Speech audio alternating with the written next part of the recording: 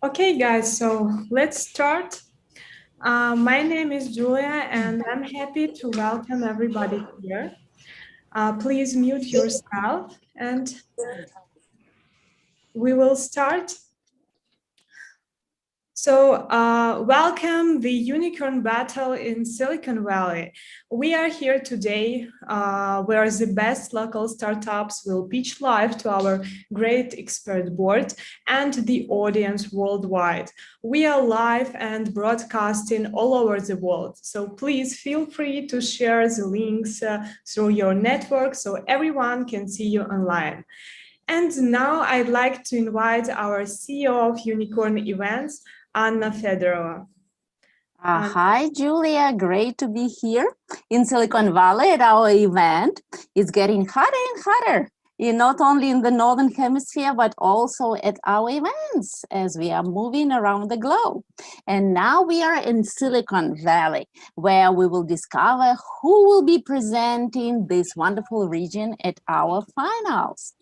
This event is happening thanks to our sponsors. We would like to thank our platinum sponsor, Network VC, our Silicon Valley Syndicate Club as our golden sponsor, and silver sponsor, Startup Inc. Please check them out. They're really great guys. And please mark in your calendar, July 15th will be the World Finals, where winners of unicorn battles from all over the world will join the winners of this battle in the unicorn battle in Silicon Valley and will pitch live. So it will be one-day event starting early in the morning, European way, and daytime in Asian way. And we will go all the way with the sun over our planet and finish in California. So we are waiting all of you. And we are Unicorn.Events. We have been doing our events for 12 years already, have done more than 260 of them all over the world, offline and online, visited 125 countries and 5 continents, which is not right, because I have great news for you, but news will come later. Now look at our statistics. We are really doing good in matches when selecting only best startups that get to pitch live. Almost one of 9 startups gets to pitch live, and we invite active investors, VCs, business angels, and they interact freely and finding good deals. Our VC community keeps constantly growing. Our angel community keeps constantly growing. And guess what? Starting this year, we are doing unicorn pitches. Is co-organized event by us and our partners, and where local startups meet international investors. So if you would like to be our partner, if in any case you have a community of startups and you haven't been interacting with us, please contact me directly, contact our wonderful event managers, and we will talk about it. We would gladly welcome to our partners network, which is really global. And that is why I was telling you that 5 continents is a mistake, because we are opening the 6th continent. Guess what? We're gonna do unicorn pitches Antarctica. And in Antarctica, lots of our planet's problems are starting. The climate changes, the freshwater problem with the ozone layer, and more, lots and lots of things. We have been conducted by the international community that unites scientists. who are taking care of this, and we will be discovering startups that will help all our planet to solve these problems. So check out in the fall, Unicorn Pitches Antarctica. You have to be there. It will be online, so you do not need warm clothes to be in Antarctica, but we will surely do great things together. And if you haven't subscribed to our YouTube channel, please do this right now. Girls will put the special link in chat for you to subscribe, and you can check out all the startups that pitch live at any our events, at Unicorn Pitches, Unicorn Battles, Unicorn Cup Finals, and check them out. And also there are great interviews by the VCs, and they discover some secrets, they open some insights, so be sure to check out our channel. And right now, I would like to introduce you to our smart ecosystem that consists of various platforms and internet solutions. We solve any task in the field of innovation and venture capital. Startup Network is a heart and the marketplace of our ecosystem, where startups, businesses, investors, and service providers unite. Startup Inc. is an investor onboarding and management platform that gets an access to an exclusive deals with experienced VCs with only 1K entry. Sci-Fi acceleration program. Unicorn.Events, you know, it's the world's largest startup pitch contest. VC House is a closed online community and network created exclusively for the VCs, where they can exchange deals they are lead investors in. Network Investments, it's a meeting point for investment banks, startups, and businesses. P2B Capital special solution for European continent. Silicon Valley Syndicate Club is a special structure that allows business angels to invest into the best startups with small checks through syndicate deals. And Network VC Fund is a seed fund and main center for venture activities in our ecosystem. And right now, I would like to return the floor to Julia, our wonderful event manager for the region. She will be hosting this event. Julia. Thank you, Anna. And yeah, let's move on. So I would like to give many thanks for the support of our wonderful partners. So thank you so much. We really appreciate your collaboration with us, and we'll do it again and again. And also, before we start, I would like to invite our founder of Startup Network, Alexander Soroka. But before we do that, I would like to say that we have special guests today. It's official judges. Official judges are presenting the region or the country, and they judge startups on behalf of the region or country they present. So, dear judges, please introduce yourself briefly for 1 minute, indicating the industry, the check size, and geography you invest in. And yes, Julia, you're right. We would like to start with Alexander Soroka, who is presenting the Global Ecosystem Startup Network, and he is a CEO and founder of this ecosystem. Alexander. Thank you, Anna. Thank you, Julia. Hello, hello. Yes, I'm one of the official judges today, but I don't represent just one country. So if you talk about our funds, our seed fund and our syndicate fund usually invest up to 500K. We are geographically agnostic today, and we are industry agnostic. And we prefer to invest in seed around A. Thank you, Anna. Thank you, Julia. Welcome on board, Alexander. And welcome, Jim Simmons, managing partner at Simmons Godspeed Ventures. He will be representing Silicon Valley. Because we're in Silicon Valley, the region judges represent Silicon Valley, different parts of Silicon Valley. We'll talk about it a little bit in networking session, how different parts differ. Jim? Jim has some connection problems, I guess. Then we move to Marisa, Alma McGinnis. Oh, Jim, yes? Yes. Wonderful. Do you hear me now? Yes. Yep. Okay. Great to see you. Nice to see you. Thank you very much for having me. Appreciate it. Simmons Goodspeed Ventures. We work with a lot of entrepreneurs at the early stage. Our spaces are typically enterprise deep tech, often physics and chemistry based. water, materials, energy, IoT, semiconductors, batteries, quantum computing, next generation artificial intelligence. But generally we're looking for the things the other people are looking for: large markets, great competitive advantage, and so forth. And one of our companies is what we believe is the first breakthrough commercially viable water treatment technology since the 1960s. We've got a fashion technology firm that's solving the Shazam for fashion problem, and several other deals. So we love entrepreneurs, and we're really happy to be here. Thank you. Thank you, Jim. And welcome, a great lady, Marisa Alma McGinnis, great friend of ours. She's LP in Bloomberg Capital Fund and director of the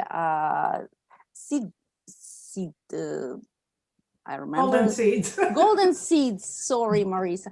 Marisa, always glad to see you. Good morning, Julia, Anna, and Alexander. It's a pleasure to be here. The check size for Golden Seeds is $250 to $2.5 million. They can only invest in the United States and they are agnostic as far as the industries, although they do a lot of healthcare. For Bloomberg, they are geographically agnostic, and they invest up to $2 million, under $10 million. They do seed and A rounds, and they also do pre-revenue, if it's a really great idea. They have 3 offices. There's one in San Francisco, New York, and Tel Aviv. Thank you. Thank you, Marisa. Welcome to the official judges. And welcome Keith Herman, founder of IPA Equities. He is official judge, also present in Silicon Valley. Keith, great to see you. Thank you for having me. It's always a pleasure to be here and to hear about these interesting companies. IPA Equities is investing in innovative technologies, layered technologies that are Series A or later. Check sizes are 2 to 10 million, industry agnostic and also geographically agnostic.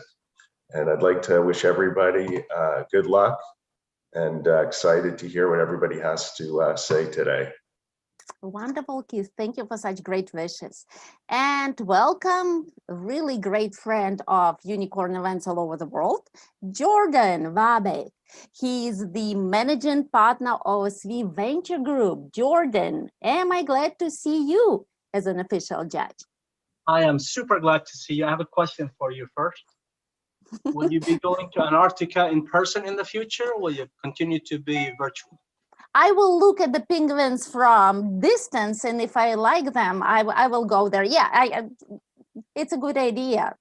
Will you take me with you when you go? Yeah, if you have warm clothes to take with you, yes. I'll think about it. Thank you for doing this. I'm Jordan Wabe with Silicon Valley Venture Group. We're out in Silicon Valley. We invest in companies in seed, pre-A, and A. Our check sizes are between $30,000 to $300,000. And we are relatively industry agnostic. We like companies that improve the human condition and mostly focus on B2B, B2B2C, and we avoid the B2C. Always a pleasure to be here. I will say hello to all my friends, but that will take too long and I will exceed my time, except for Keith Herman, looking mighty good with that nice Christmas beard. Keith, are you gonna grow it for Christmas? I'm working on it, but I'm too busy shopping. Great to see you, Jordan. Welcome to the official judges board and welcome our new friend, Peter Witschicki. I hope I got it right. He's the founder and general partner at New Course Ventures. Peter, great to have you with us. Of course, and you got my name right, I think, close enough at least. But my name's Peter Witschicki, and I'm a partner at New Course Ventures. New Course Ventures is a relatively new fund, which I launched back in April of this year. The first fund is 20 million in size. We are fairly agnostic when it comes to geographies and sectors. Check sizes typically range between 100K to $500,000.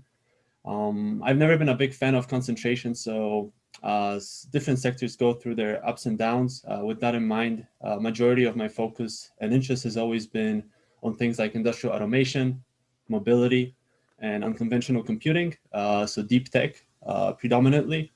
And maybe a little bit about myself. And I think I might have met some of you guys here at some other events in the past, but I've been in finance and investment industry for over a decade now. Went from consulting to project finance, investment banking, and I've been in venture capital for over 5 years now. And just want to say that I'm excited to join you guys here today and looking forward to the pitches. So let's get it. Yeah. Wonderful, Peter. Welcome. I hope you like it here. And Julia, that was from the official judges side, but we have also some great expert board today, right? Thank you, Anna. Yes. If you let me know, I would like to invite our experts. Please, dear judge, raise your hand up. You can click on the button and I will see who would like to present the first. Yeah, Gary, how are you?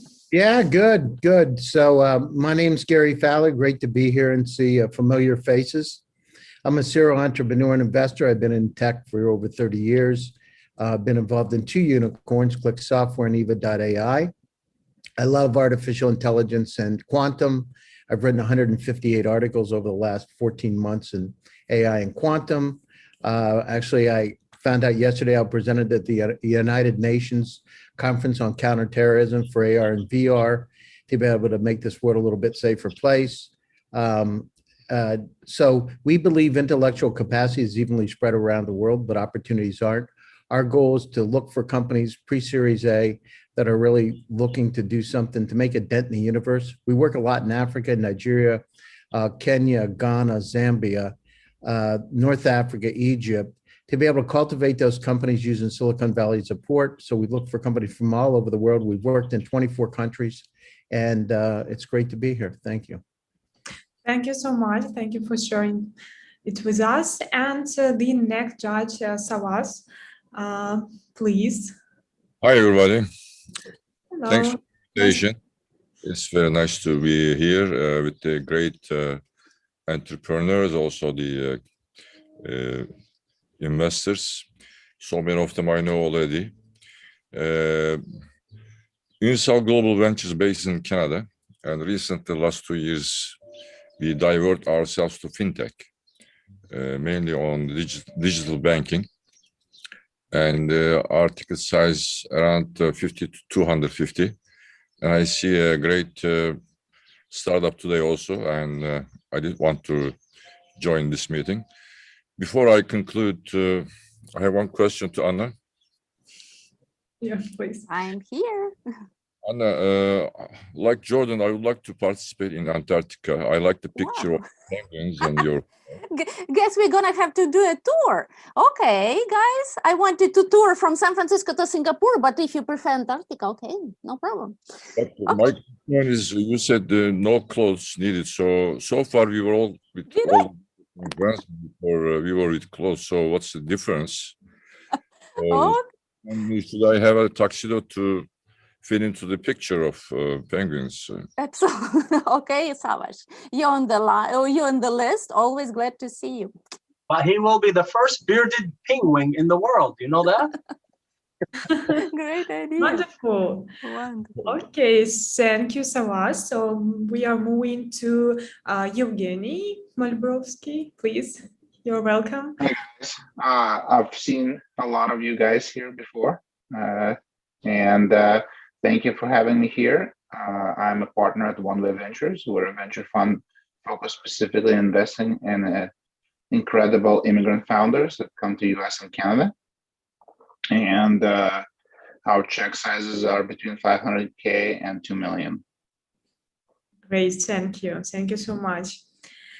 And I see that Francos would like to present. Yeah, Francois, in fact. Let me show you the Rio Janeiro shoreline today. It's a little rainy, so it's not the best. It's not the best day, but just to wonderful view to have you see that. I'm with Camea Investimentos.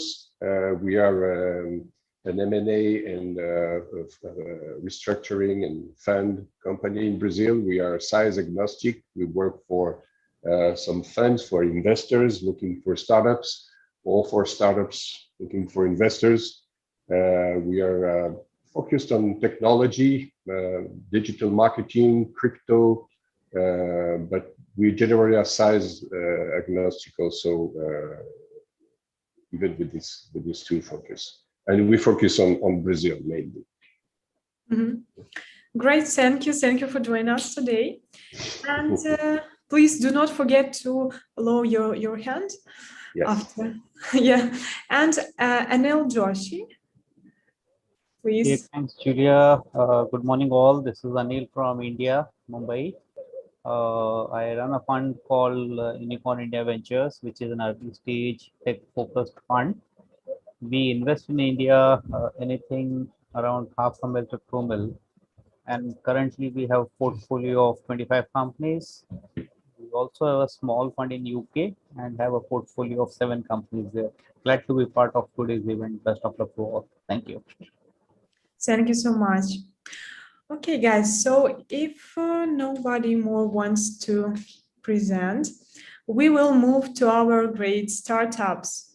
And let me show this slide. Okay, so today we have,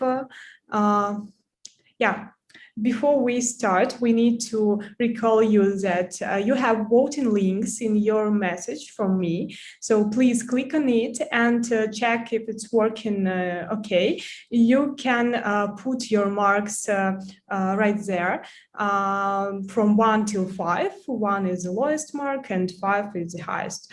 So please do not forget voting while startups are pitching. You can change your marks during the event, but when we will over it, we will inform you. And today we have wonderful startups from California. And dear startups, also a quick reminder for you. We do not recommend to mention the fund, how much money would you like to fundraise in your presentation.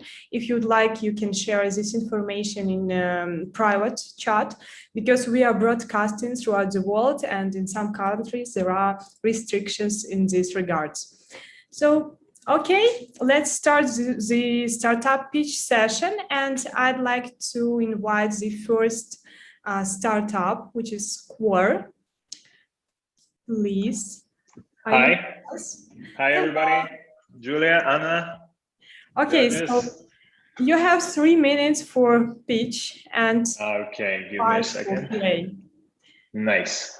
Let's. So, tell me if you can see my screen and I'll start. Yes. Can you see it? Great, yeah. Let's go. Great. Hi, everybody. My name is Igor. I'm CEO of Qooore, new social investing app. We see our mission is to help people to impact their world through investments and social discovery. Oops, sorry, stuck. Okay. Our founding team is perfectly balanced with extensive experience in business, marketing, and software engineering. Also, we empowered by our advisory board, who are leaders in fintech, marketing, and startup industry in the United States. So getting access to them trading, it's not a problem anymore. What to do, when, and in what to invest, that's the real problem. There are 67 million of Gen Zs in the United States, and 38% of them are looking for financial education in TikTok. New generations are entering the market and they're looking for a new approach. That's how we decided to combine TikTok and Robinhood and created Qooore, where our successful financial influencers share their insights about stock market, news, and quizzes and other educational content. And our core users learn basics of investing and invest based on this knowledge. So this is how our app looks right now. And we're doing something more than just investing. Our main differentiation from others, it's really our vision. We started Qooore a few months before the whole thing with GameStop and Robinhood exploded. And our main differentiation, as I said, is our vision and our audience and innovative approach. We launched Qooore 8 months ago, and during this period, we made already a couple of pivots and confirmed the demand and interest in our app. We launched MVP on Christmas Eve and launched 15,000 monthly active users with 30% day retention. We're growing 45% every month. But the main thing is that our influencers retention is like 90%. They like to share insights, and we're growing like 89% organically. We acquire these influencers on platforms like TradingView, TipRanks. They're coming from TikTok and Reddit. We see our business model as a platform business model. Same as Patreon. Our influencers will monetize their content through paywall. So they will hide part of their content on the subscription. So right now we're going to our seed round. We closed our pre-seed round in November. I'm not telling how much money we're raising. We plan to start it in the months, and we plan to achieve $100,000 MRR and 150,000 monthly active users. We already applied for registered investment advisory license and will integrate brokerage soon. Actually, I can tell you that we're already testing brokerage on Android, but it's kind of beta testing for our core users. So this is Qooore. Impact your world by investing with your values. Thank you. Looking forward to hear your questions. Thank you, Igor, for being in time. And dear judge, I also ask you to raise your hand up. It will help me to understand how much people we have. And the first one is Alexander, please. Oh, Igor, can you tell me what is the difference between your application and Robinhood? Robinhood is just transactional part. Robinhood does not educate their users how to do and what to do and in what to invest. There's no such engagement, and our approach is totally different, and our audience is Gen Zs. Robinhood is mostly for millennials, and we're not competitors with them at this point. We're not covering brokerage. As I said, it's on the seed round, and it will just increase our retention. Have revenue? We actually just added tips for our influencers on the platform, which we will like rate with algorithms. So we're pre-revenue right now, but pretty soon we'll integrate this paywall. Thank you. Thank you. We have a question from Gaurav, please. Hi, Igor. This is Gaurav. Igor, the subscription model that you are proposing hasn't been used by your competitors. Why do you think this has a potential to succeed? One, as far as the monetization or revenue strategy goes. And second is, how do your subscribers actually benefit? You know, besides the learning on the investment process, what else are they gaining? Yeah, thank you for your question. So we have right now like few influencers from TikTok who their journey like this. So they have followers on TikTok or YouTube or whatever, any social media right now, and they're transferring their users, their followers to Discord communities or Slack communities where they monetize their knowledge. Like, so they're monetizing these users. These users are paying to these influencers to get knowledge of investments or insights or forecasts. But main differentiation from them, and they're like, users are losing money, people are using money because a lot of them are scammers. And if you see my screen right now, you can see that there is a 5-star rating below the influencer's avatar. This is our algorithm, which calculates influencers' previous success rate, amount of insights it provides to our users, and how much profit this user made on our platform. And what our users get information about stocks and insights. So if you can see like this influencer expects this kind of profit and so on, but it's validated content, and we have educational quizzes for them. So our users make money out of their knowledge that they're getting on our platform. Okay. And subscription-based model is the revenue generation strategy you propose? Yeah, so part of the content of we already have 5-star influencers. They're like celebrities in our platform, and people want to get more information from them. So it will be like OnlyFans or Patreon. And we're always talking with our users. They have opportunity to schedule a Zoom call with me. So when we communicate, we ask them when they're ready to pay for that. So yeah, we're pretty sure that's going to work. Thank you. You're welcome. Let's respond for Preeti for your questions. Hi, Igor. Hi.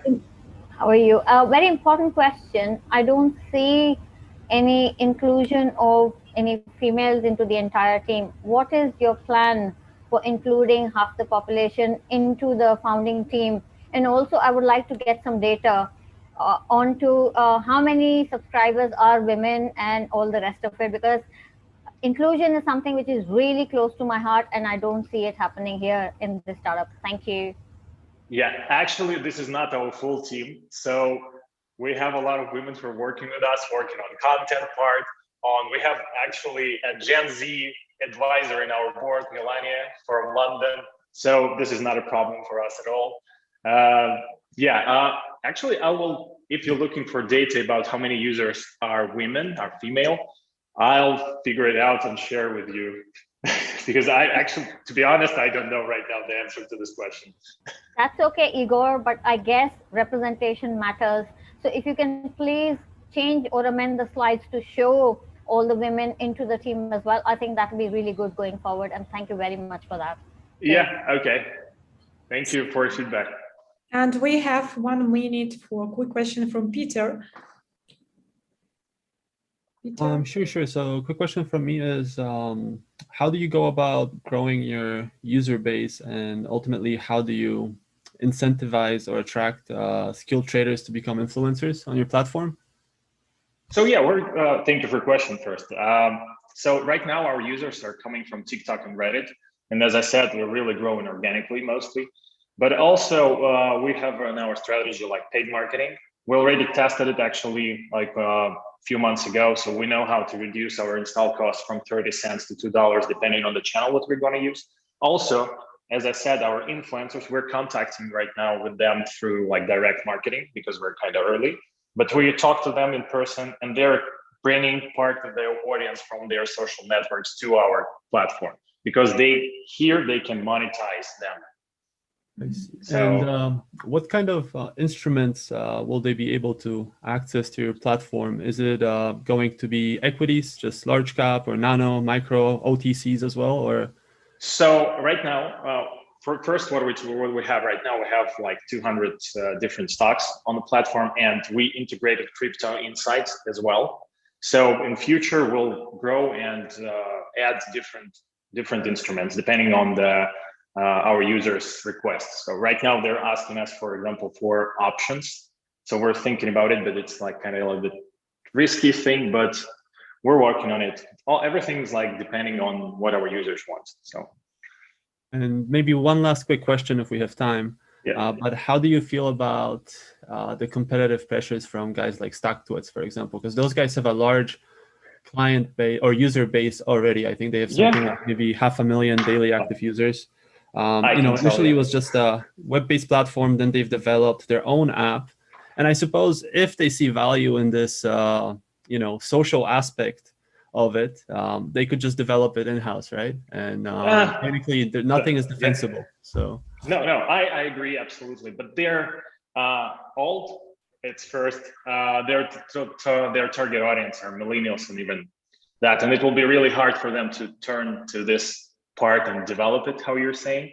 And also Ian Rosen, former CEO of StockTwits, my friend. So we talk a lot about this approach, and they have another vision. Mm-hmm. So yeah, thank you for your question again. Yes, thank you. And I saw that Marisa would like to ask, or you have changed your mind. I have 2 quick questions. I think you mentioned, so you don't do brokerage, right?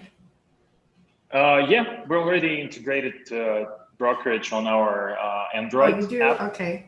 Yeah, but it's like in beta testing right now. All right, I'm on several social trading platforms. I do a lot of trading of various assets. What do you do that has no competition? I'm pretty sure if you're using a lot of different apps, and if you'll see what's download Qooore, you'll see that we're doing like absolutely new approach, new way of innovative approach in fintech. So the way how our users interact with the app, the level of engagement, and pretty much everything is different.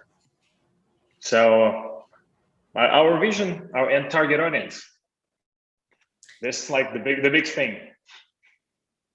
Okay, thank you so much for your questions. Unfortunately, we have no time to continue. Oh, yeah, just let me add. Thank you for your questions. I will add my contact details right now in our group chat, so feel free to reach me out. And if you're in San Francisco, pretty open to meet, like everything is open now, and grab some coffee. Thank you. Good luck to everybody else. Thank you. Sure, you can keep your communication in chat. Please do it, feel free.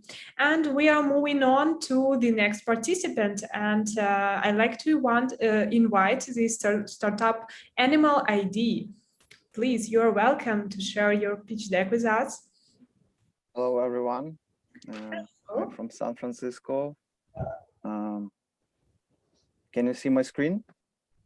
Yes, but is it full screen or? Yeah, I think yes.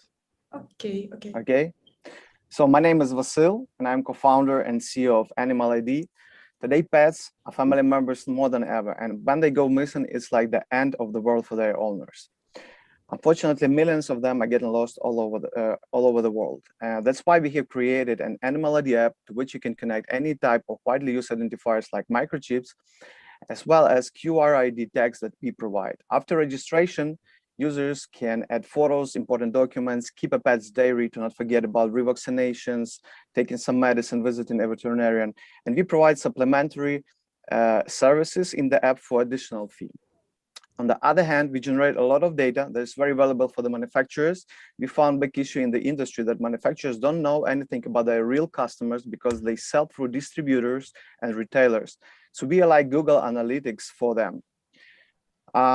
To attract users to the platform, we spread the QR code tags on the market through our direct channels like Amazon and partnerships with big brands. For example, one of our partners is large manufacturer of collars, and nowadays he completes 50K of collars monthly and sell them internationally. So it gives additional value to his product for his customers, digitizes his users and sales. And for us, it brings tens of thousands of users with a zero budget. So we make money on ID sales first, and after we have a user in app on subscription charges.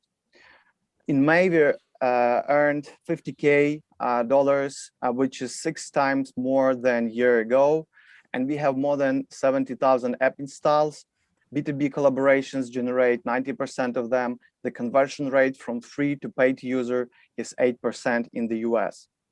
So the pets industry is growing pretty good, up to 4-5% each year. It almost reached $100 billion.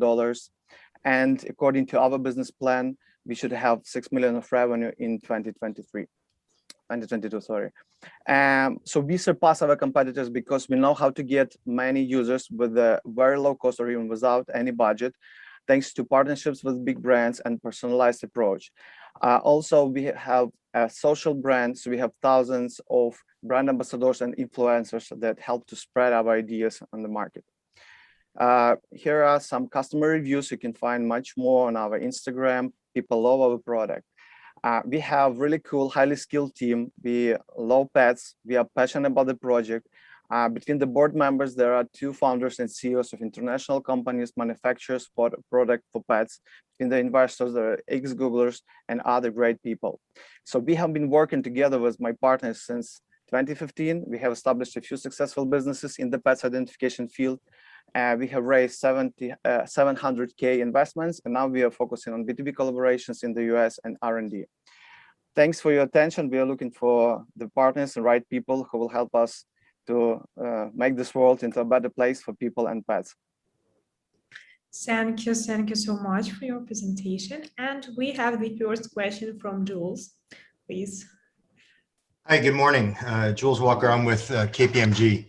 I'm trying to understand the business model from a consumer perspective.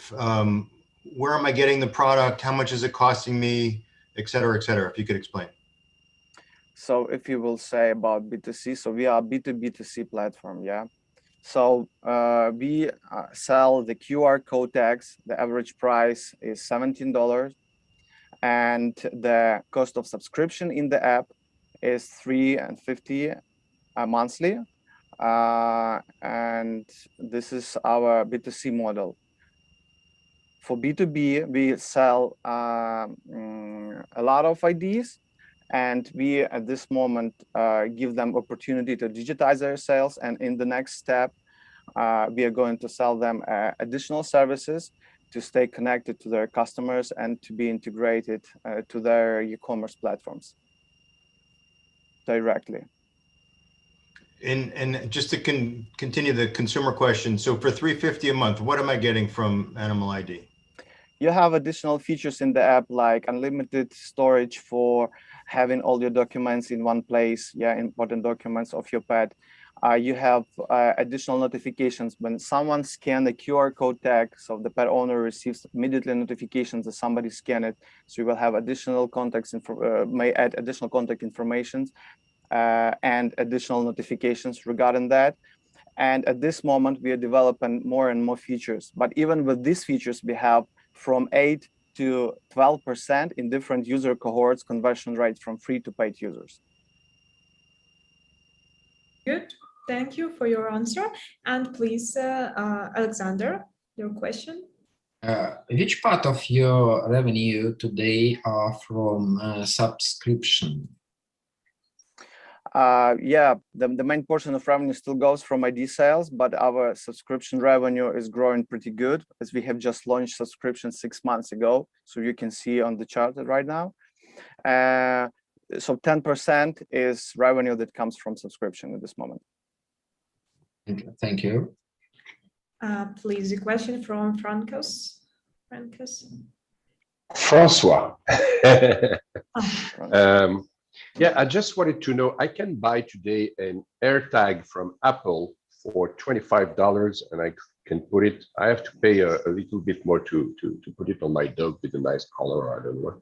But basically, I won't have to pay a subscription. And if I lose my dog, I can locate him very, very easily on the app. So why should I go for a subscription with you guys? Yeah, thanks for your question. So there is a difference between the our tags and Apple tags, but your question was about the subscription. So because we have a specialized app for the pet owners, Apple doesn't have that, and we will give you additional features that will help you to take care about your pet, and that will help you to protect your pet much more better than it can do Apple with AirTag. And what is also very important, that we can spread QR code tags on the market almost for free, because when we work with some manufacturers, so they can complete their products, and the cost of product is very low. So you will not be able to do this with Apple tags. You will not be able to spread it for free with the colors or some other things. And our long-term vision is to reduce the cost of identification in the market. We dream of a world where all the pets will be identified and they will not be able to lose. So, and with the further monetization on big data and subscription charges. So that's why it's a little bit different story we do. Okay, thank you. Thanks for your question. Okay, and the last question from Gaurav. Hi, Vasil. Vasil, the tag ID, right, to animals and pets, it's already been tried by Pet Hub. Now, they may not have the QR code, which you guys do, which differentiates you well, but there hasn't been enough of traction over there, right? You mentioned that the app is going to have a subscription model, which is right now 10% of your revenues, but it will grow. But there are enough of healthcare companies offering apps for the pet care, right? What is your customer acquisition and growth strategy? Why do you think a customer will come? Because it looks like, I mean, data monetization exists, right, from B2B customers, but that's going to take some while until you get the customers. So what is your foolproof customer acquisition strategy that is going to make people switch over from the existing apps? Thanks for your question. Yeah, so our go-to-market strategy, as I mentioned, is B2B collaborations. So at this moment, we provide unique offers to our partners for manufacturers of pet products. And this is how we are going to acquire a lot of users with a very low budget. Because, for example, if you collaborations with the companies that in this slide is pet color company, pet food company, and they have millions of users, and we can digitize these users for them by adding a QR code tag or just a QR code that will engage their users to the app. Yeah, and we will digitize the users for them, and in the same time we will have these users, we will acquire these users to our platform, and this model is working pretty good at this moment. Great, thank you.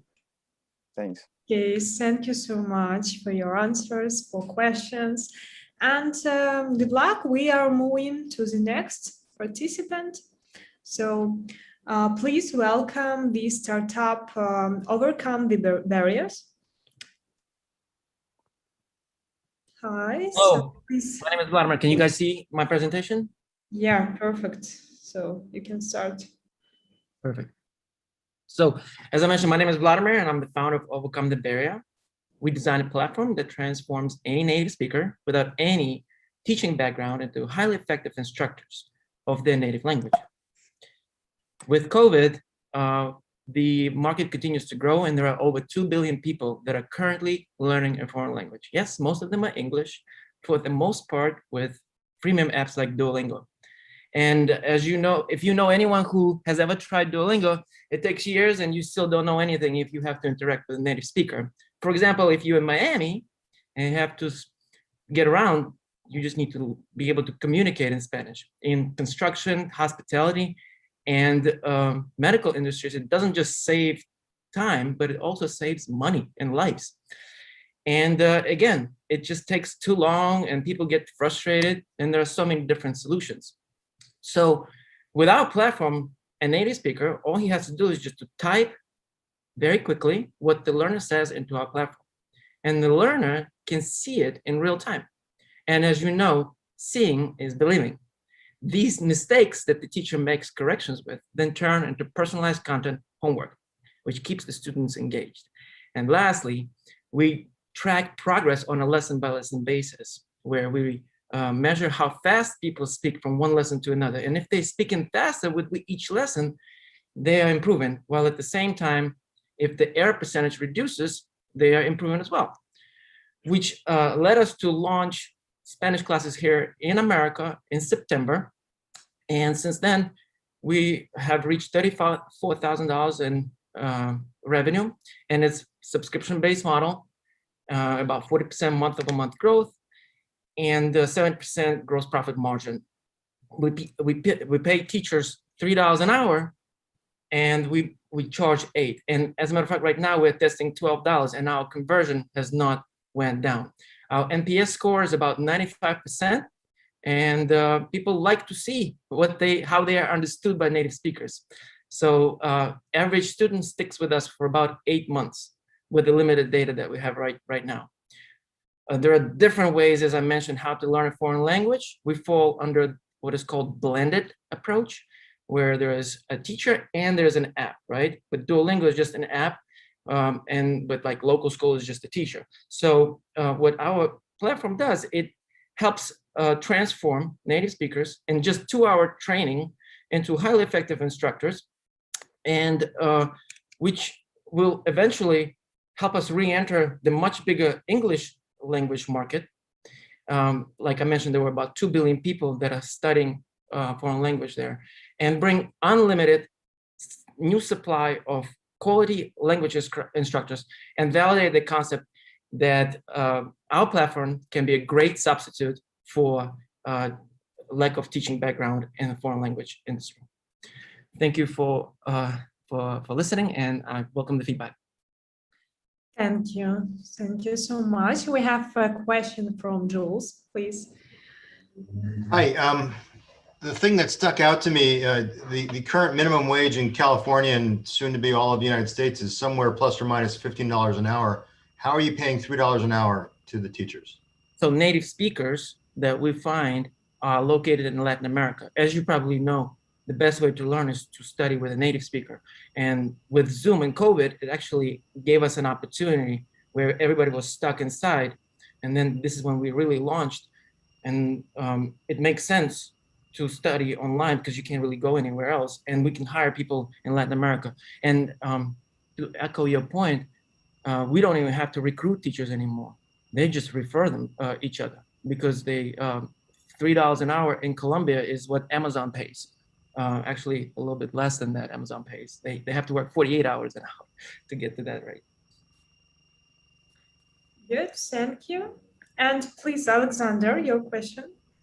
Can you show the slide with your traction once more, please? Right here. Okay, and on the left, what is it? On the left, you mean ARR? On the left side, this is ARR, yeah? Yes, these are monthly recurring revenue. Yes, so it's monthly revenue. Okay, okay. Great, thank you. You're welcome. Good, please, Jordan, your question. Yes, thank you. Really well done, and I'm impressed with the work you're doing. Take me through, how do you increase the value and what is your exit trajectory? I know you're going to say IPO, M&A, but to invest in you, I want to see how my money is going to grow. So other than additional revenue, additional users, is there a tech play? Is there a licensing play? Is there a potential integration with a larger player to make your value go up? Yes, sir. So the biggest player on our market is Duolingo, and it's a freemium app. And everybody thinks that they can learn with the app. And there's a missing piece for them, right? People, I don't know anybody, and you can ask Charles Barkley, who tried Rosetta Stone, another app. I don't know anybody who has become fluent like I am right now. I'm thinking in English, right? I don't translate from my native language to become speaking in it.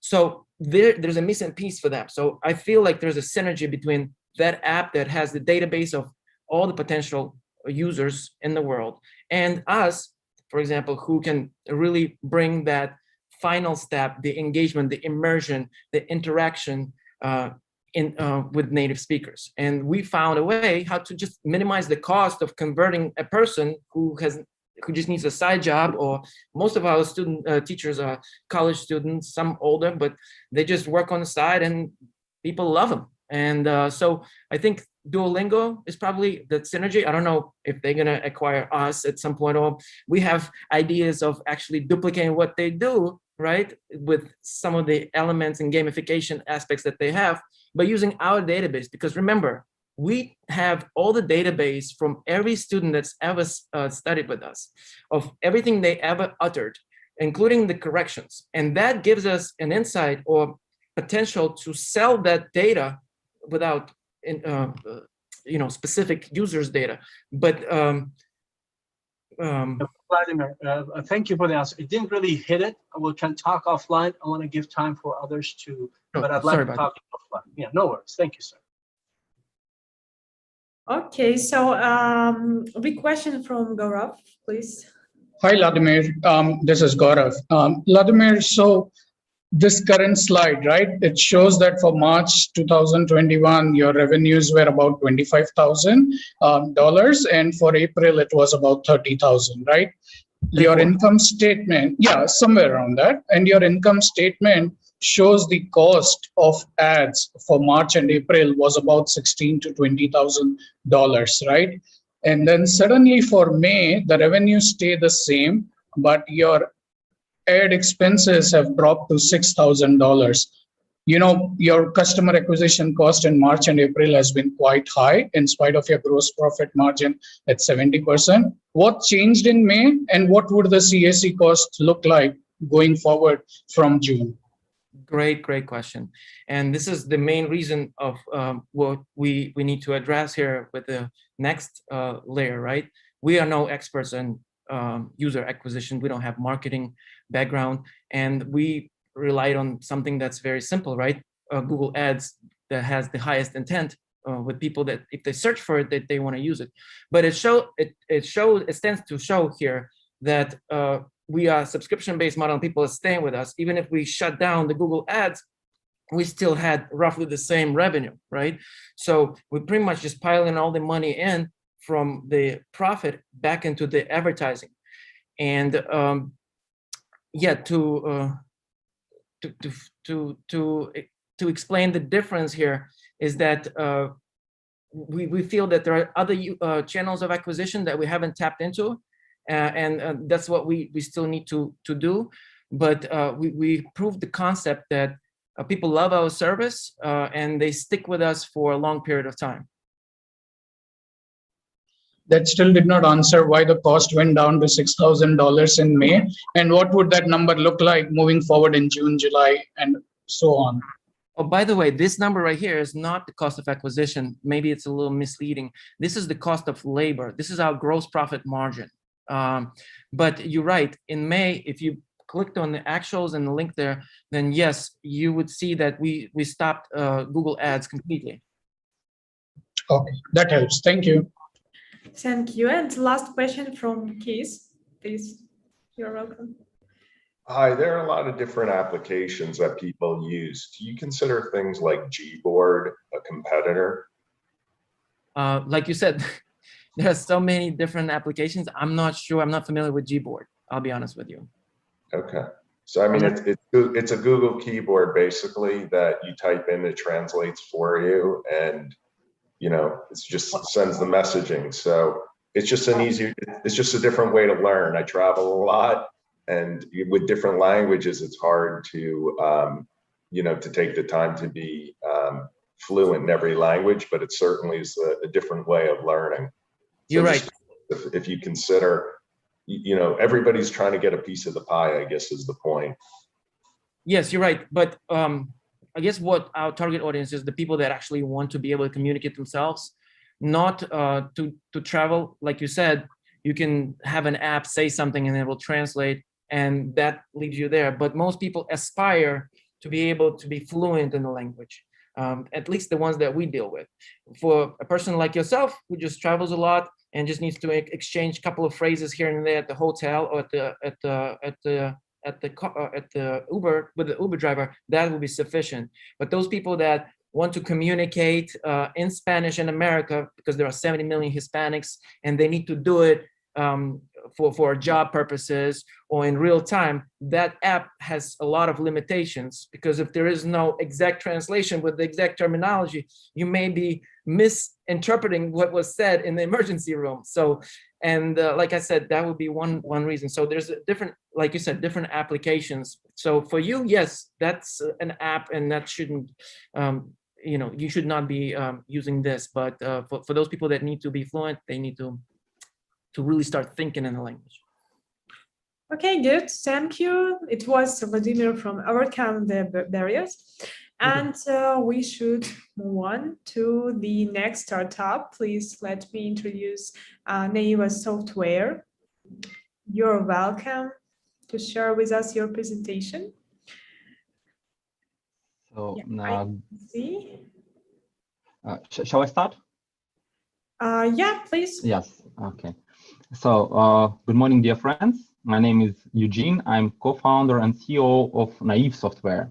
And I'm here today to present our second project, which name is Easy Teaser. Easy Teaser is artificial intelligence video teasers generating solution. So the problem we are solving is quite broad. Companies and individuals are shooting tons of video footage and they don't get that much value out of it because video editing is done manually, so it's time consuming and expensive. We believe that the solution is to make machine learning technologies to execute video editing for you. Here's the demonstration of how neural networks can discover frame composition, emotions, and evaluate the overall beauty of the frame. The product that we've built is cloud-based that generates shorter teasers out of a longer video. There are 4 extremely simple steps to use the product. First, you need to upload the video, then provide the music composition, apply the settings if needed, and export the results. If you like the results, pay $6.99 to export the results in high resolution. Video editing with AI still takes some time, but now one can get up to 100 teasers within just a couple of hours. And before, if you had an hour of footage, you would probably edit it for a couple of days. Then you can select those teasers that you prefer the best and build the content pipeline for your social media. You'll have a lot of content for your social media. So video editing with easy teaser is both fast and cheap. Now a bit about magic. The neural networks evaluate the entire video. They get the best shots and compose the teasers containing the best shots in a proper sequence in accordance with the perception theory. So the video looks as if a human has made it. Here is an example teaser made out of a longer video that we've recently filmed for Porsche commercial. You can watch this video properly after we share the presentation. We are looking towards the branded video market, which is supposed to grow 10 times during the next 5 to 7 years. Our target audience is event videographers, bloggers, and digital agencies. We have quite diverse and experienced team with expertise in video production and machine learning. So we know what the phrase beautiful video means and how to implement this with AI technologies. These are some faces of our team. We don't have traction on our second project for now because we are just releasing it. And once it has been released, we'll initiate our seed investment round. So should you decide to get in touch with us, please see our contact details. Now I would be glad to answer your questions. Thank you. Perfect, thank you. And we have the first question from Sudhir, please. Yeah, quick question. Do you also do infographics on the video, on the shots that you extract? You don't. No, we just get the initial video that the customer provides. Then the customer may provide the soundtrack, the music composition. Then we read that music composition in terms of the stronger tones. We evaluate the video material. We get the best shots. There is quite a complex logic. What are the best shots? And then we compose the best shots over the music composition in a certain sequence that would not provoke negative emotions from the customers. So we never put 2 frames with similar composition all in a row. When we start the video, we need to start with a wider frame, and then there should be some kind of a story. So there is actually there is a perception theory that contains the storytelling logics, and we've learned how to apply technologies to reinstate these storytelling logics artificially. So 2 more questions. Have you ever tried to use AI generated music with video shots? And the second question is, who do you think will buy this from you? I don't know if I missed your customer profiles, but who do you think will buy from you, or who are the people who are buying from you right now? Yes, that goes from our first project. The first project was artificial intelligence video editor for events video, and we have thousands of customers there. But when the COVID started, the customer acquisition rate actually dropped dramatically, and we decided to pivot. And on that point, we talked to our thousands of customers asking what would they need in the event of pandemic, and they said they would appreciate if we suggest them something that would help them to get an extra value out of the video that they have already filmed, because they are not able to film any more event videos. And by talking to them, we've decided to build Easy Teaser, and our customers were mainly event videographers and video production studios.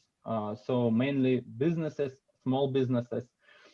We piloted with RTL, which is the biggest media producer in Europe, but we didn't have money for integration on that point before COVID started. And when COVID started, the solution was not that not that in demand, I would say. I would say we will go to B2B and to our previous customers from previous solutions.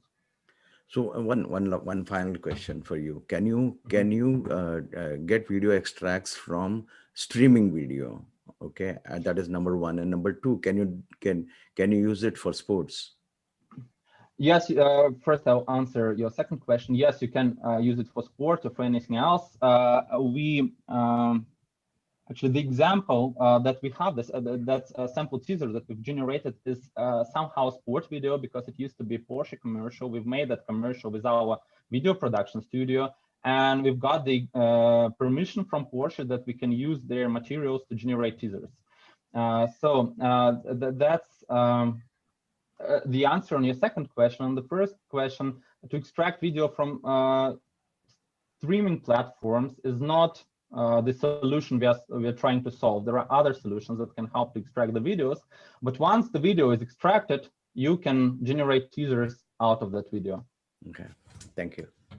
And we have one more question from Francois, please. Yes, thank you. I wanted to know, can you change easily the length of the teaser? And one linked question is, can I use that to make my video that I will post on Instagram or TikTok?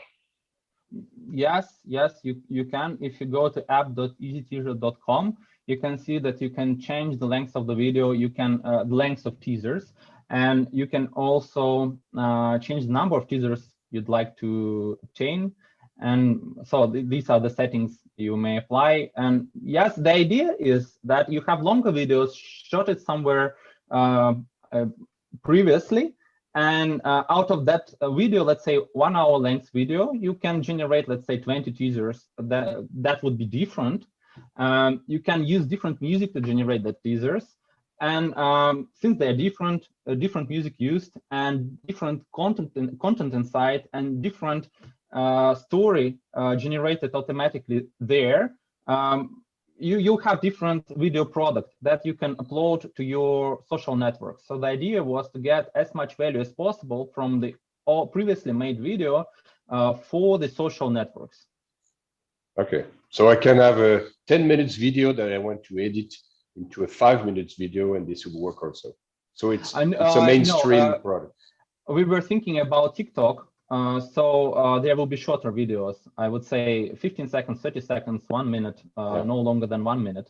If you want to make video, artificial intelligence video editing, then I would suggest you to download desktop AI video editor that we've created before. You can go to the link naive.pro, and there is an AI video editor. You can put, I don't know, hours of video of raw footage, and you will get the video clip, the shorter video, as long as you actually need, 5 minutes, 1 minute, 30 minutes.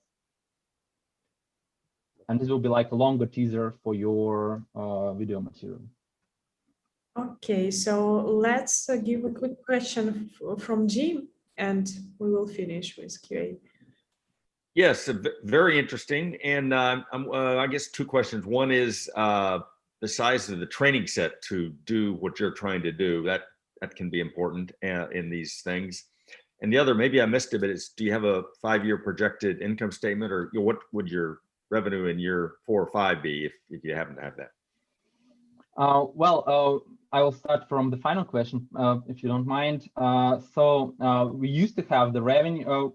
First, we've raised nearly $500,000 in investments for the first product, and we still managed to keep some money out of the sum, even despite of the COVID. And we did have sales on the previous product, but it's outside of the scope of the current product that we are developing, because we realized we cannot grow with the first product that we've built. Then the first question, would you please repeat? Yes, the data set. How big was the data set? Right. Well, the data set was big enough. And we're lucky enough as well that we have the video production.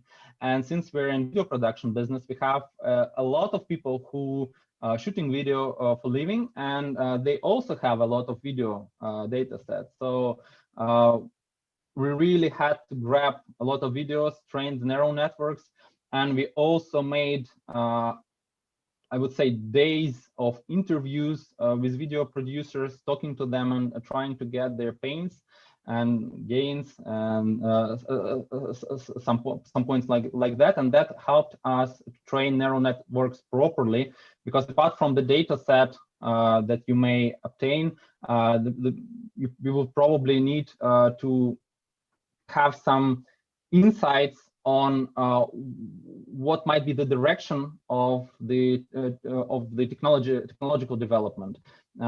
So there are actually two data sets that are important. First, I would say customer interviews. Second would be customer videos, and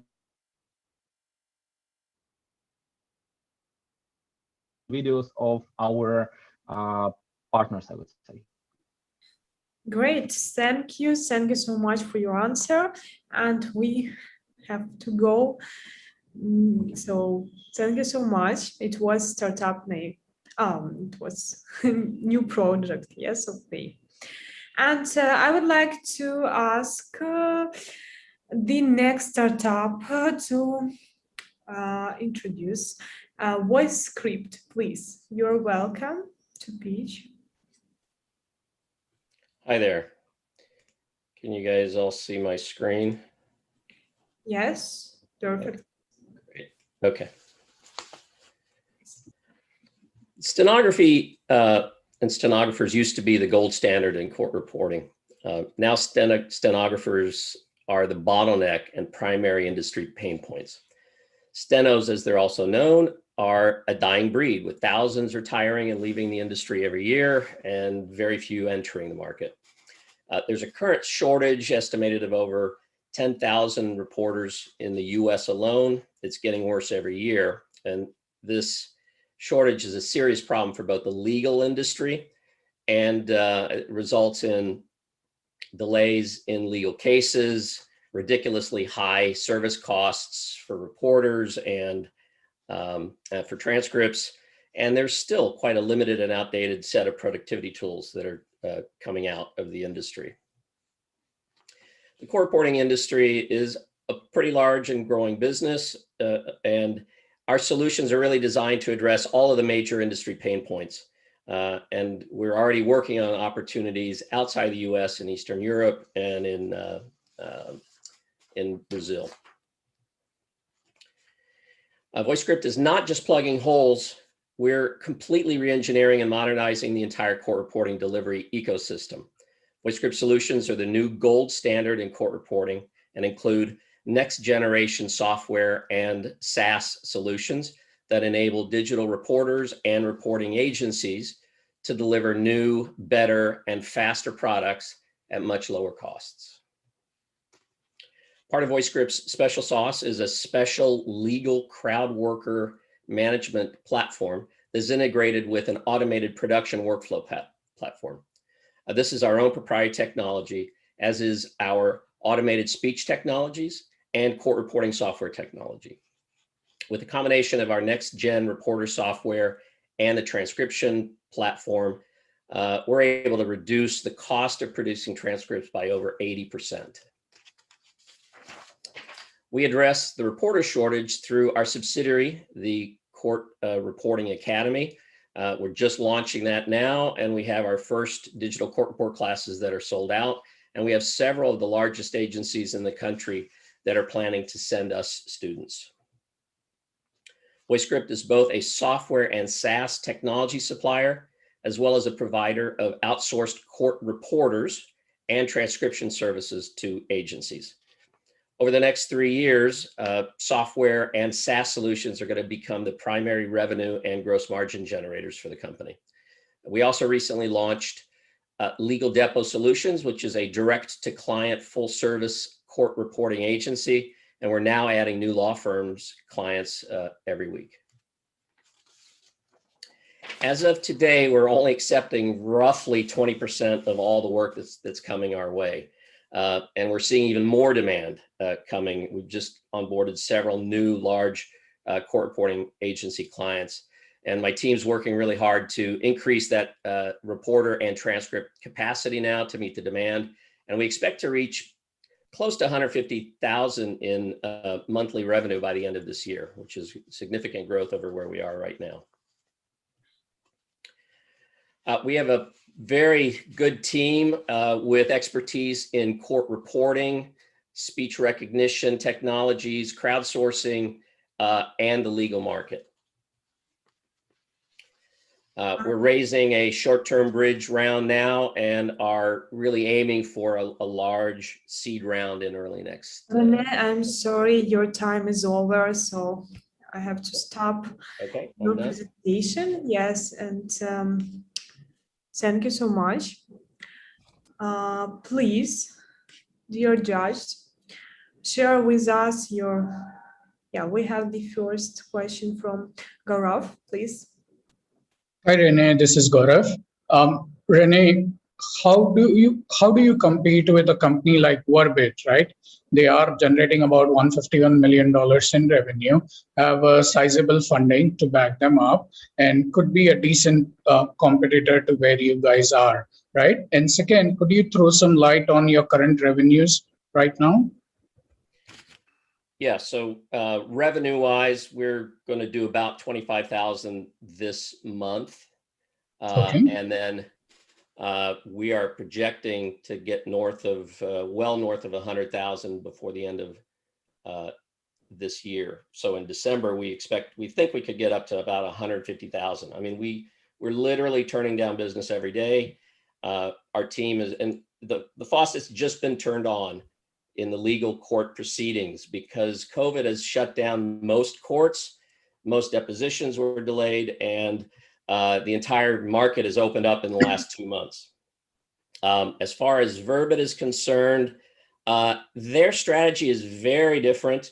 They're certainly the first unicorn in this space, but we actually have better speech recognition technology than they have today. We have broader solutions. They're really a transcription solution in the cloud.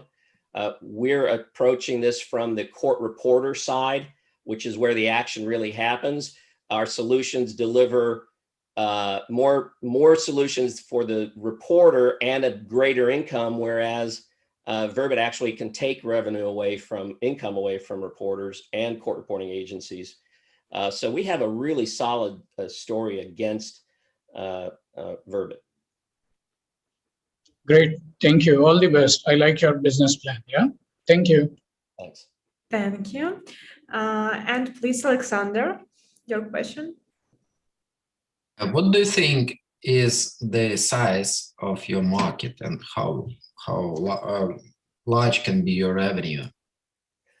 We can be a $100 million company in 3 to 4 years. There's no question about it. We have opportunities right now.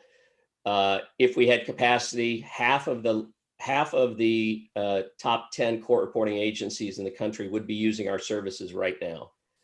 And in fact, all of those companies have tried Verbit.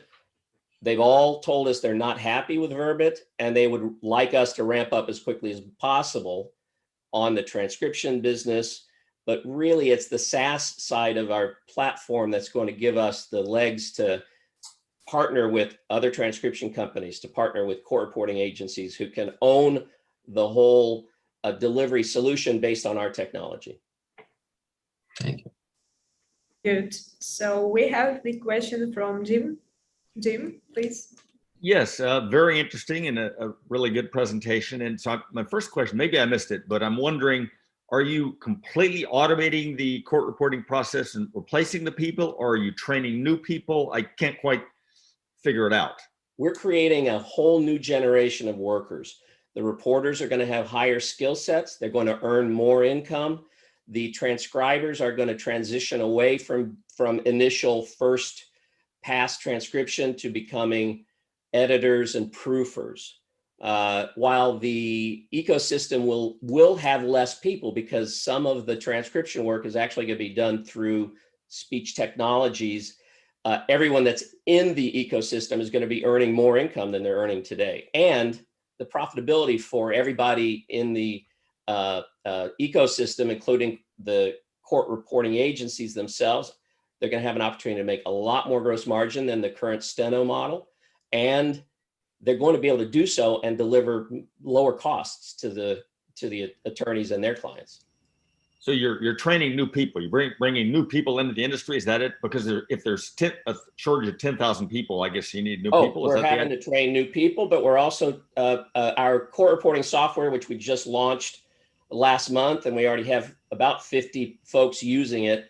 We'll have more than 200, 250 before the end of this year.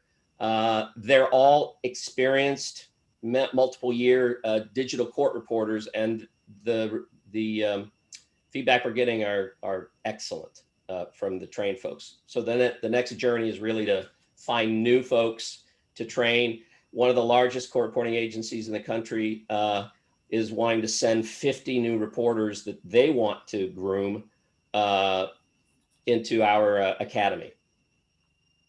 Okay. Good. And so we have the question from Jules. Hi, thanks. My question is similar to Jim's, and I'm also a bit confused about the business model. Are you a staffing agency theoretically for this business, or are you a technology play looking to automate this business and eliminate many of the jobs there? And then second part of my question, you refer to software and you refer to SaaS in a couple different times. Can you extrapolate on the differences in those two pieces of your business? Yes. So as far as we're a technology company, but part of the problems that we found when we started going out there talking about our solution set, which includes today transcription as a service, there was such a shortage of reporters. We were asked by the agencies to find reporters. So we went out and built a network of reporters that we are making available to the agencies. Before, we weren't making any profit from it. Now we're actually able to make profit from those reporters. Ultimately, the network is going to be a network of clients and not outsource folks for us. They're going to be doing work for all of the rest of the court reporting agencies. As far as the software itself, I hate to show you this slide, but basically there's different components and different products. This represents the software that is a paid monthly subscription just for the software. If you turn on the functionality that streams live transcription to the user interface and allows that reporter to become a next generation editor in real time, those are SaaS products. So you get a rough draft immediately after the transcript, which is a SaaS. If you want to deliver a high quality real-time streaming transcript to the folks on a call, like a Zoom session, that's a SaaS. If you want a low-cost transcript and you want to build that yourself, we will next year have a SaaS for that. You as a court reporting agency or a transcription company will be able to license our user interface and our workflow management platform as a SaaS. Okay, thank you, Renee. The time is up, so we are moving forward. Thank you so much. It was Startup VoiceScript. And please let me introduce wonderful Laura from Startup Sylvan Source. Laura, how are you? We cannot see your...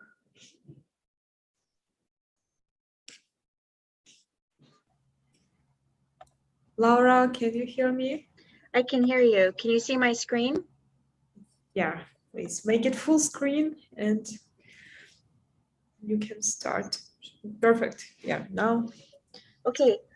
Hi, I'm Laura Demons, co-founder and CEO of Sylvan Source. We are thermal energy management experts, and we've developed market disruptive industrial municipal water treatment systems with fewer process failures and up to 50% cost structure improvements. We've deployed 2 field pilot systems successfully. We've got a strong intellectual property portfolio, and we've negotiated a letter of intent with a major international customer. We have good traction that we're achieving with customer prospects. Most industrial processes result in contaminated wastewater. We're dealing with the cost to treat or dispose of contaminated water, the energy needed to treat this water, and system size and complexity. These issues are operationally significant and cost our customers millions a year. The Sylvan Source Core is a thermal water treatment plant. We provide exceptional water treatment purity, and we're up to 4 times more energy efficient than the next closest thermal competitor. We're 50 to 75% smaller in physical footprint than any competitor, and third-party experts have independently benchmarked us at 40 to 50% lower CapEx and OpEx compared to all competitors in all technologies for industrial applications. Our technology relies on proprietary thermal transfer, so everybody else uses heat exchangers. We do not. We've developed a proprietary thermal transfer mechanism that allows us to be far more energy efficient. That energy efficiency is what drives the lower CapEx and OpEx, as well as potentially tens of millions in savings per customer per installation. We'll be selling direct to our customers, providing engineering services, selling the equipment, and providing support services as well. We're targeting a large and growing market of 20 billion a year. And this is an example of some of the customers that we're working with now. We probably are furthest along with the customers in the metals, chemicals, and refining space with an international customer, but we're also in discussions with North American customers in oil and gas mining and semiconductor sectors. This is an example of an oil and gas benchmark for produced water. This is based on a 1 million gallon per day system. As you can see, Sylvan Source versus RO and other technologies is coming in the range of 40 to 50% lower in CapEx, and we're doing better than 50% lower in OpEx. This doesn't just translate to an acquisition cost savings. Over 20 years, the operating cost savings alone for per customer per installation can be between 60 and 115 million for a 1 million gallon per day system. Our team has over 75 years combined experience in all of the areas needed to execute successfully for a company now and going forward. Of course, we will be hiring additional top talent. As you can see, our revenue stream is ramping quite a bit faster than the installations. The reason for that is that our system prices and sizes are increasing over time. We're selling systems that range from $1 million to 104 million per plant. We hope that you'll want to learn more about us. Thank you. Thank you, Laura, so much for your presentation. And please, dear judge, share with us your comments, questions, and thoughts. And I see that Sud here is the first one, please. Yeah. So just quick question, Laura, and it's a great presentation, and it's a very useful product also. Are you raising money right now? We are, yes. We've raised about 15 million to date, and we will be looking, well, I'm not supposed to say how much we're looking for, but yes, we will be looking to raise money. Okay. Is it your A round or B round? No, we're in a B round now with the current investment, so we'll be looking for C. And how long has this company been operational? Since end of 2010, beginning of 2011, we started to do deep research on the technology. So all of the patents and intellectual property we developed ourselves. Okay. Thank you. Thank you. And I see the question from Francois. Yes, Laura, good afternoon. Well, good morning for you, maybe. I just wanted to know what is your business model? You install the equipment and also you operate it, or is it only the installation? That's an excellent question. Our first customer prospect wants to operate the equipment themselves. So what we'll do is provide engineering services to design the equipment. We'll sell the equipment, we'll do the installation and training with a handoff, and we'll provide support services, and they'll operate the equipment. Mining company that we're discussing, we're in discussions with, is interested in having us operate the equipment. So we're willing to do that. It wasn't part of our original model, but it's something that we can do and will do for that customer if that's the path they decide to go down. And if I may, one more question. How do you handle geography? Do you have a deployment focused on a specific geography and then another one, etc., or are you already international? We're already international. Our first customer is probably going to be in Asia. Okay. Okay, thank you. Thank you. Good. And please, Gaurav, your question. Hi, Laura. This is Gaurav. As a chemical engineer working in refineries and renewable energy, I couldn't be more pleased to see an improvement in wastewater treatment plants. Yeah, especially East Bay Mud in Oakland would be very happy to hear from you. So, Laura, Okay. with that, and there are many more, right? Laura, with that, I love the technology approach you guys have. Just a quick question: there are few companies that are using nanotechnology to improve the effluent treatment coming out from refineries, power plants, mining, and so on. How would this technology compete with them, given that their capex and opex are also quite similar? Are you familiar with them, or have you encountered them across? One of the members of our team, the chief scientist emeritus, is specializes in materials science and nanotechnology. He's actually been recognized in Chile for his background in nanotechnology. What he's told us is these technologies are not far enough along yet for them to be competitive with us, but it's something we're keeping an eye on. We need to learn more about them and about the potential impact in the future. The technologies that are considered emerging technologies that we have been benchmarked against, you can see here on this slide deck. So the conventional technologies that were in the benchmarks were RO and evaporators, right? There are other technologies that are coming up that we continue to get benchmarked against, and the customers and the experts kind of have been picking those technologies that they think are appropriate for us to be benchmarked against and then giving us the data on it. So we don't do the benchmarks. So I think on the nanotechnology side, the short answer is we're not seeing a competitive threat yet, but we're keeping an eye on it. And we are always looking for ways to incorporate new technology into our base. So what might look like a competitor could actually be a subcomponent for us moving forward. Sure. Laura, nano silver is the answer, right? It has some wonders to improve that. Laura, with that comes another question. What are the kind of inputs you could take? What would be the input wastewater effluent stream that you would be looking at and the deliverable, the output?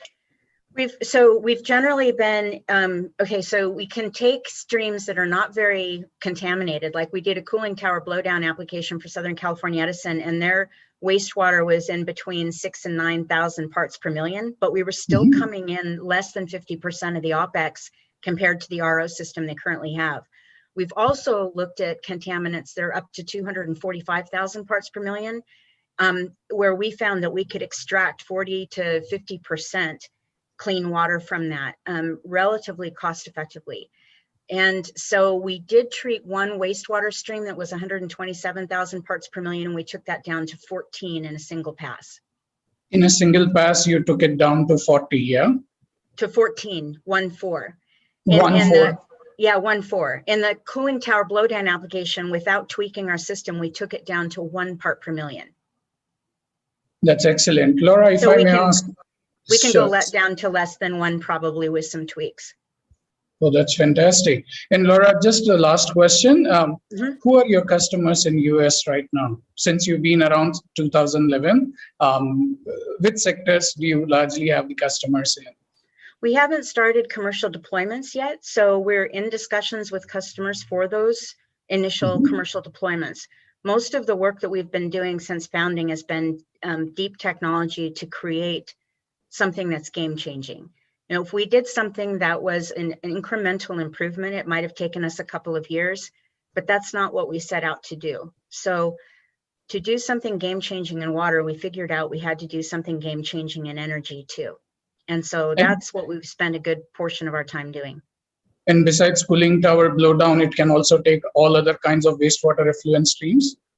Yes, FGD wastewater from power plants, concentration of calcium chloride were a really good fit for zero liquid discharge, produced water from oil and gas operations, waste streams from semiconductor processes, chemical plants, all of that. I would love to speak further. Thank you. Laura. Okay. Thank you. It was the last question. Jordan, I see you raising hand, but we are out of time for that. Can you do it in chat? You're really good in chat, I know. As long as Laura makes sure Gaurav gives her some money because he took all the time, I'm good. Yes, yes, dear judges, please remember. I'm sorry, Jordan. I'm sorry. Yeah, okay. That was our last startup, right, Julia? Yes, right. Okay, dear judges, please finish your voting. You have exactly 2 minutes to do that, to change your votes. And after that, I will be asking our official judges to comment on the startups, and then we will know who the winner is. And then we will have a little networking session with our expert board, with our judges and our guests. Okay, and while you're finishing voting, can we have a little poll? Please pick the answer that relates to you, maybe 2, maybe 3, maybe all of them, and push submit. And we will talk about it some more also during networking sessions. Really nice to know what you are thinking. We are doing all our little surveys all over the world, and maybe we will publish a book someday. What world thinks. Okay, we have 30 seconds to go to finish the voting, and I'm really, really excited to know who the winner is. I have my favorites also. So I'm just wondering, I'm not allowed to vote, but I'm just wondering who that will be. Okay. Girls, you can now close the votes and let me know when you do that so I can start asking the questions, our judges. Okay. Okay, let's start with Alexander. We will move in the order the official judges presented themselves. Alexander, did you have your favorites? Did you like some startups sounds more appealing to you than others? Really, it was not easy today, but still, I put the highest mark to VoiceScript because the market seems very interesting to me. So this is my choice today. Okay, interesting to know. Well, what place the VoiceScript will be at? Okay, and let's move on. Jim, who did you pick up today as your favorite? Maybe 2, maybe 3 of them. Sure. Well, full disclosure, I have a bias. I'm a board member, investor Really? of Sylvan Source. So, and we invested quite a bit there. So we did pick Sylvan Source, but, for all the reasons that you've heard. But I also like VoiceScript, although I, of course, would need to learn a lot more. But and they're all good. I mean, it's a great event, and it's a pleasure to be here. So thank you. I'm really glad that we made it hard. That we were really good in selecting. Marisa, please tell us, who did you like and why? Okay, I liked Sylvan Source because I'm always looking for startups that don't have competition, that are doing something completely different. The other 2 that I liked VoiceScript. I thought that was excellent. Again, they have a growing market and they have a very good solution for that market. And then I liked Naive Software also, which I thought was interesting. Oh, wonderful. Thank you, Marisa. Keith, did you have problem guessing who is the best one, evaluating the investment potential, or you put 5s to all of them? Go ahead. I put 5s for VoiceScript and Sylvan Source. Thank you, Marisa. Yes. Yeah. Keith, what about you? For me, it was VoiceScript. And the reason being is I started my career working for a patent and trademark attorney. One of the things I had to do was digest depositions. And it's something that just has always stuck with me. And I think they have a great solution. It's well overdue. And I also like the fact that they don't have to spend a tremendous amount of money on infrastructure. It's how much do you have to invest? Is it capital intensive? And then also the team, can they really execute it? Do you have faith? And I think that they really have it looks like the secret sauce to have a winning company in a very short period of time. That would be really interesting to see how they do in the years to come. Wonderful. Jordan, VoiceScript yes, VoiceScript no, VoiceScript maybe, or some other startups? The human value is mostly in the Sylvan Source, but I'm not sure how much more money they're going to need to become viable, commercially viable. If it's an investment, I'll probably stay away from it myself. VoiceScript sounds intriguing. It's pretty hot, but the space they're in is tough. Those lawyers, and if you're listening, if you're a lawyer, they're stubborn, very outdated, very slow moving group, as well as the court system that supports it. I looked at 2 companies, invested in one. It's a painful process. I'm intrigued by the overcome the barrier. It is a crowded field, but from what little traction he's shown, at least on slides, seems there's some promise in there. And I'm probably gonna want to talk to him and visit with him. The rest of the guys do great, but in terms of gold, bronze, silver, I like overcome the barrier. Okay, I've heard it all. Okay, we need to hear from Peter. Peter? Oh my gosh, we've seen a lot of good startups today. I guess I can be a little biased here, but I've been an equities trader for a long time now, and I've tried just about every platform there is, whether it's for professionals or beginners. I've seen the evolution from commissioned trades to no commission, and then development of new different social aspects to the platforms. And I'm very much interested to see what Qooore, I think it was the first presenter, is going to do. There is a lot of competition, but I feel that if you're a new trader, perhaps a less sophisticated investor, there aren't many good tools out there for you to learn from. So that's ultimately what I would go with. That's really interesting. Thank you for sharing that with us. Well, guys, let's see what our expert board has to say. Something tells me I know the winner already, but let's announce the results. Julia, may you? Yes, sure. Do you know who the winner is?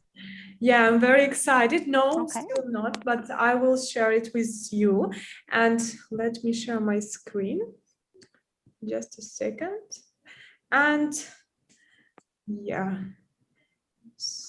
So please, the third place goes to Neva Software. My congratulations. Wow, wonderful. Okay. The second place, oh my gosh. Is it your computer? VoiceScript, and the first place is Sylvan Source. My congratulations. Wonderful. Let's save the planet. All right. Fresh water is that all we need. Wonderful. Congratulations, Laura. Get ready for the Unicorn Cup pitches. And as Jordan says, USA forever, let it win, right? Thank you. Yes, thank you so much. Wonderful, great. Get ready. It will be July 15th. You'll be competing with the winners from all over the world, but lots of judges are on your side. So let's move on to our networking session then.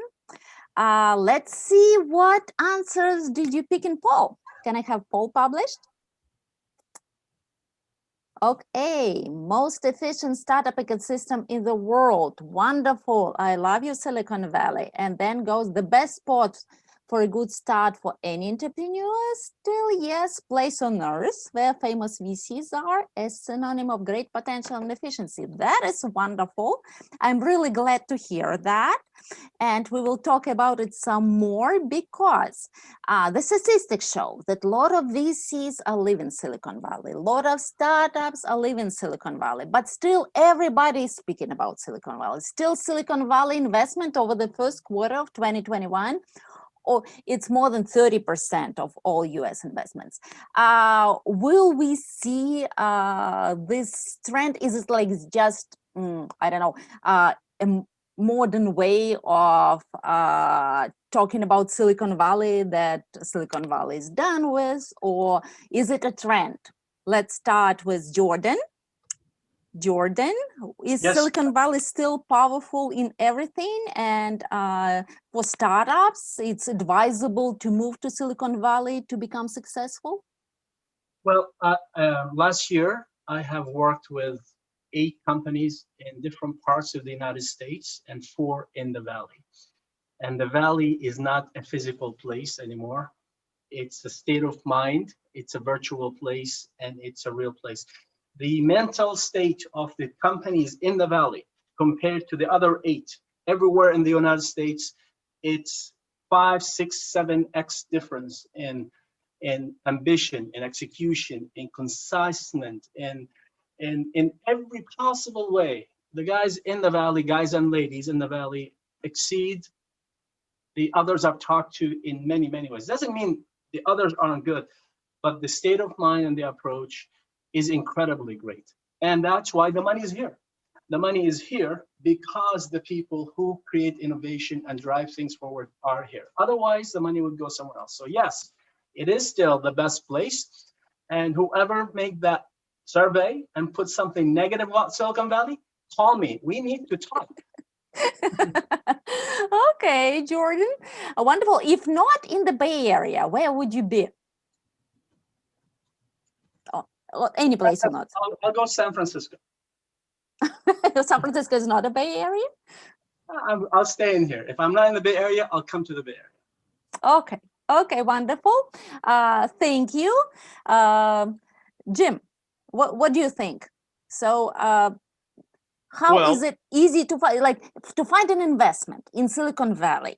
Like, do you really have to be in Silicon Valley? Do you have to approach the guys in Silicon Valley, or they're all in Miami, in Austin, in Hawaii? Well, there's smart people everywhere. There's smart investors everywhere. But I'm a big believer, and there's a lot of research showing this, that in-person interaction is really important. And it's huge, in my opinion, in our experience. And you know what you have, there's smart people everywhere, but what you have here in Silicon Valley, you have a culture where you know, if a startup does I grew up in Phoenix. If you're a startup CEO in Phoenix and you do a startup and it doesn't work out, you're a career failure for your life. I mean, that's, you know, it's an F in your forehead. Here it's considered good experience. And that's very hard to translate to export to other areas. It has to be done in person. You have to develop trust. And people here know that. Take the guy from Uber. I'm not saying he's my favorite guy, but his first 2 startups had a terrible outcome. And you know, it just shows that many startups are very hard. People understand that here. And entrepreneurs need somebody to believe in them. You know, there's got to be somebody. And you have that here. There's a tolerance for failure. I think it's very hard to transfer. So that's why 30, 40, 50% of the VC dollars invested in the US are invested here in our experience. Thank you, Jim. Smart people everywhere, and we do look for, you know, there's a lot of smart people all over the place. So thank you.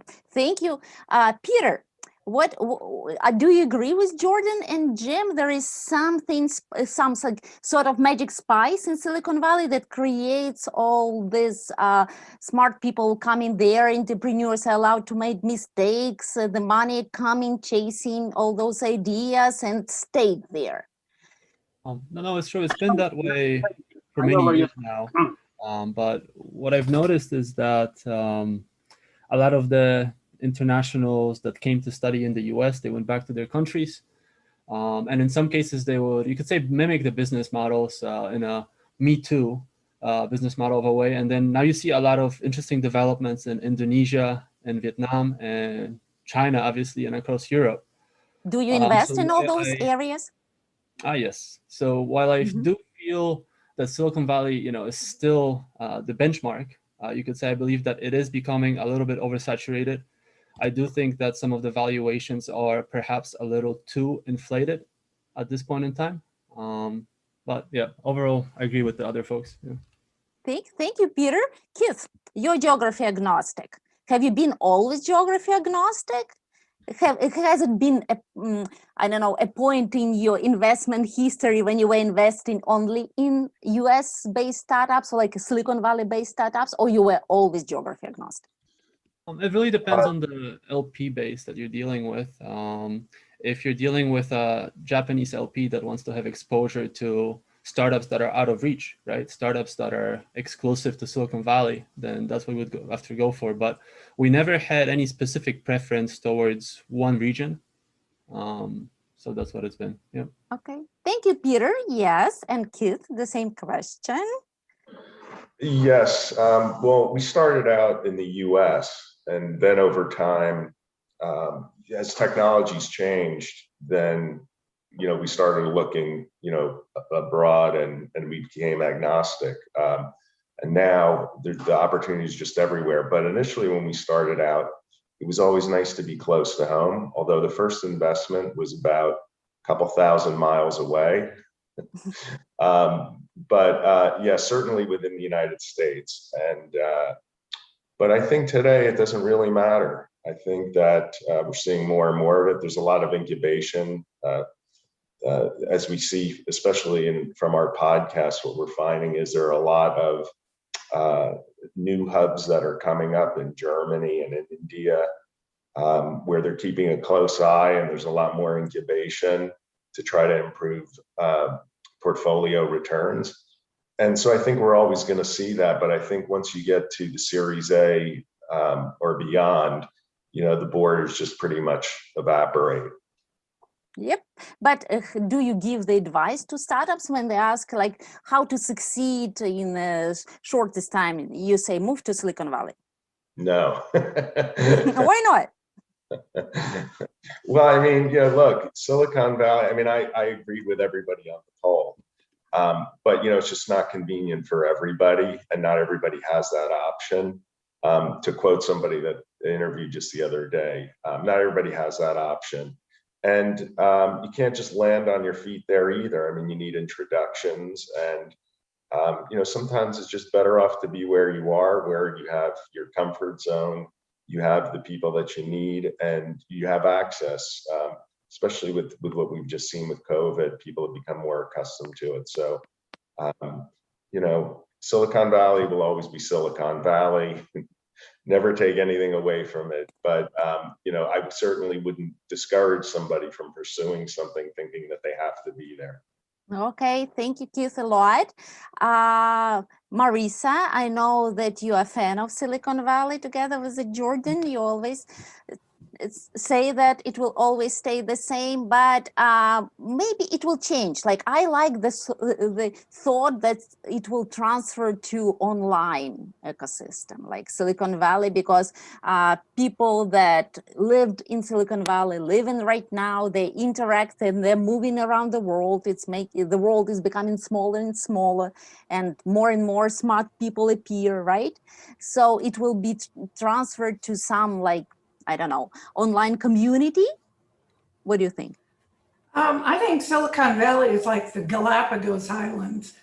You can't reproduce it anywhere else. It's what it is. That's not to say other types of entities will develop in other parts of the country. So that's important. But I like to meet and visit the companies that I'm going to invest in. And you never invested online? You never invested in somebody you didn't meet person to person? Probably no. When I pick, probably not. No, I like to see them. I like to see if they, because there's too much virtual. We live in a virtual world, but I want to know, do they really have an office? Are there really people? And I like to go visit their facility in person and determine this, because anyone can say, oh yeah, our team is virtual, but they may not have anyone. So I'd like to confirm that. Okay, we will be sure to ask you to come to our offline event, right? When it will be happening finally in Silicon Valley, when we all get vaccinated. I did come to your offline event. That's why you met everybody. That's why I'm participating. But it was before COVID. Yes, and I'm still waiting for another one to come soon. And guys, thank you very much. It was great Silicon Valley event. Julia, You did really good. Startups, you're my favorite. Judges, thank you very much for your wise expertise and for great votes and cheering up our startups. And next event will be Southeast Asia, if I'm not mistaken, right? What next event will be? It's like until July 15th. I know every Tuesday and every Thursday we are having events somewhere in the world, but next one will be Southeast Asia and in Europe. Eastern Europe. Yeah, Eastern the next one. Okay, next one. Eastern European founders will meet international investors on the 22nd of June. Everybody is welcome. If you don't have still invitation, drop me a line. I'll get you front row seats. Thank you very much. It was a wonderful event. See you all online. Take care. Have a nice day in California. And all the best to Silicon Valley. Go, go, go. Take care. Bye. Bye. Bye-bye, guys. Thank you. Send Bye-bye. Thanks, Bye, everybody. Thanks.